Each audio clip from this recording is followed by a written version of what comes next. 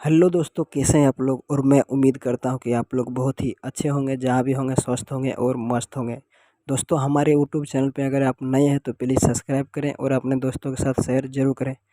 दोस्तों, आशीष भैया का और एक खुशी कक्कर का दोनों का वीडियो वेब म्यूजिक से रिलीज हुआ था। बहुत ही ब्लास्ट सॉन्ग है ये मतलब एक दिन में इसका व्यूज था 2,94,000 और 19 नंबर पे ट्रेंडिंग चल रहा था।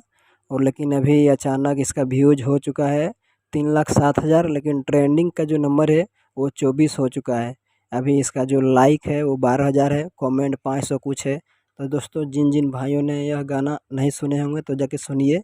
फेसबुक, इंस्टाग्राम, रील पे हर जगह आ चुका है। तो आप लोग से उम्मीद है कि इस गाने को आप लोग ज़्यादा से ज़्यादा प्यार सपोर्ट कीजिए। चलिए मिलते हैं अगले वीडियो में, तब तक आप सभी को जय हिंद, जय भारत। अगर दोस्तों हमारे चैनल पे अगर नए हैं तो प्लीज़ सब्सक्राइब कर दें। इसमें आशीष भैया का न्यूज़ जो नया नया अपडेट रहेगा वो आप सबके बीच मिलता रहेगा।